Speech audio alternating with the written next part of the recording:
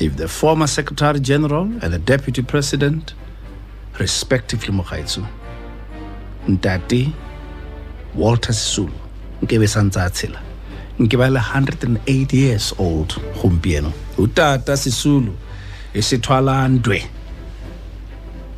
sa parangkwe Mogaetsu was an activist and towering African giant and a big closal Mogaetsu, a closal here Mogaetsu nkebe le gore ya kana kena recruitile njalo Nelson Rolihlahla Mandela to the African National Congress, the ruling party area. As long as the ANC lives, Utata Sisulu legacy, memory, paradigm, and thoughts will be shared Mogaetsu with generations to come.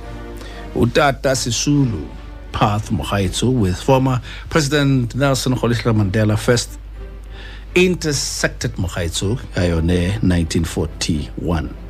During his funeral, President Nelson Mandela said, "They share the joy of living and the pain."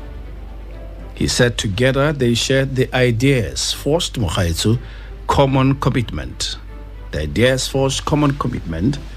We walk side by side through the valley of death, nursing each other's bruises, holding each other up when our steps faltered. Together, we savored Mogaetsu the taste of freedom.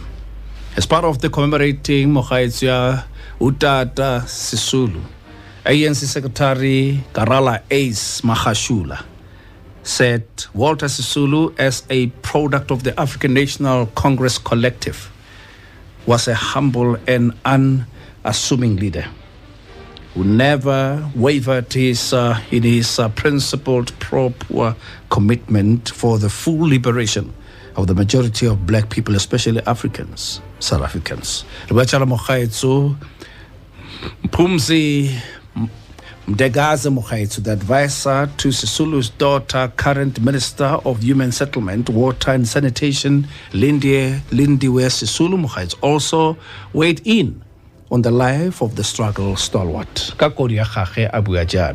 talking about somebody who, in many ways, was a traction or a magnet in the South African evolutionary history. Somebody whom, when they refer to him, they say there's no Mandela without Walter Sisulu. A master strategist, an effective mobilizer. Somebody who led the ANC at a very young age. In 1949, actually, became the secretary of the ANC at the crucial time in the South African history under D.F. Malan. He was elected in the Free State in the Methodist Church in Vryhoek. And at the same time, he just left the Youth League politics at the time because he was only 30. And he emerged from that Youth League founding membership as a dominant influence in the African National Congress at the time. Somebody who was very, very modest, an effective mediator, brilliant organizer, who inspired devotion and commitment among ordinary people that reflected his own deep passion and unswerving dedication to the struggle of our people. This is somebody who won the conference with a 1 vote in 1949. He was the youngest in that leadership. And remember, this is a rural boy, typical rural boy, was raised by his lovely mother, a man who loved singing, loved music. There's a book, it was written by George Hauser and Herbert Shaw. The title of that book was saying,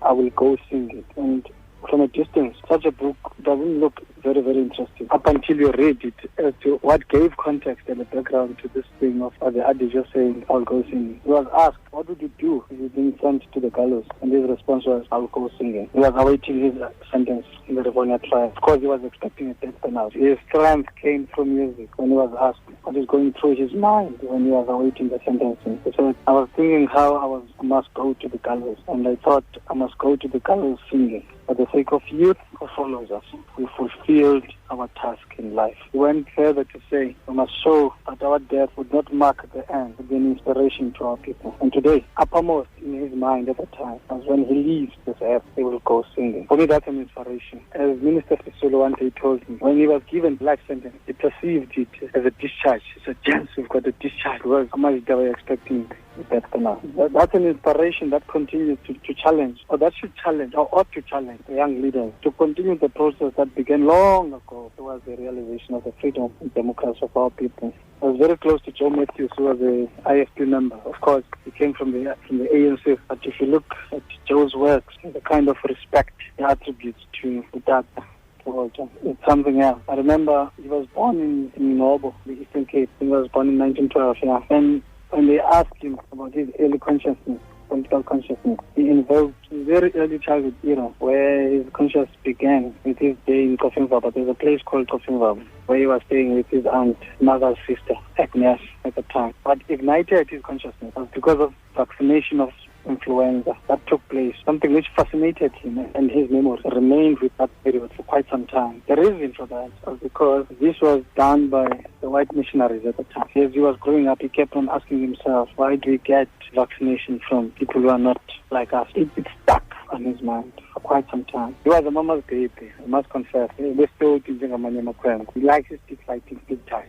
Coming to preferred subject at school, it's a very strange combination of subjects. He did Bible studies as well. He was inspired by Moses. He was inspired also by Daniel, because Daniel had the foresight in his analysis, according to him. But what struck him at the time, in my view, I conceptualized it as a church-based revolution, was when Moses says, let my people go. That's what changed Walter's life. He combined Moses with his political mission. When Moses said, let my people go. Because these are the stories that he followed very, very, very closely. He was immersed in the Old Testament as well as in the New. Walter wanted to see freedom for all. That's all what he lived for. He lived for economic justice. He lived for health in South Africa. He lived for freedom of movement. He lived for all these things that are enshrined and contained in the Freedom Charter. And one thing that comes to mind, because of the people like Walter, is that even today, South Africa will emerge, because we've emerged before, led by the people of Walter, Omgov, Omrey, Bosobukwe, Wilton Kwai, Mutswaledi. We emerged. Those were the toughest time of all. Today, the unity that I'm seeing in trying to combat and confront the corona can be traced to Walter's inspirational words. Let my people go. Because of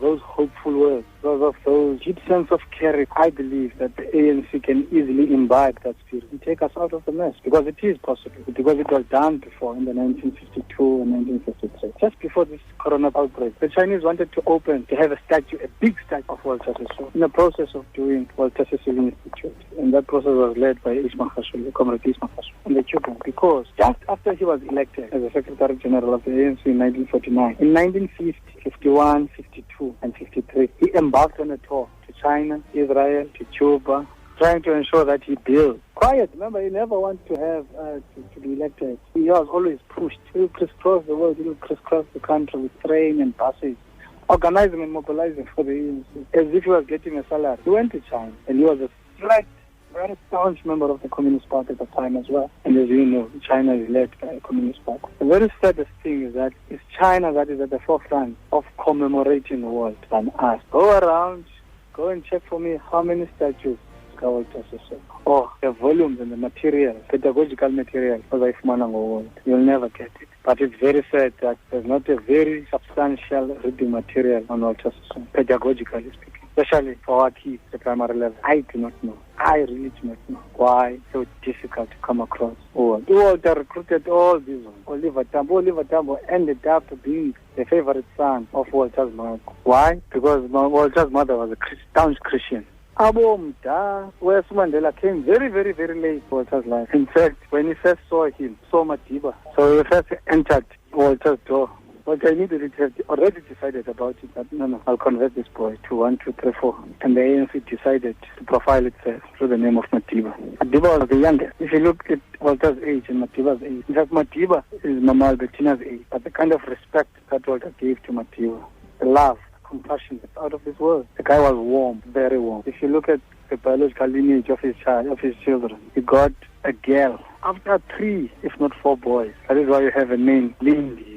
The reason he persisted, I'm told, said, I want somebody who's going to build my home. Because girls do build our home. So he persisted up until he got Lindy. And then he named the last one as Nonkululeko.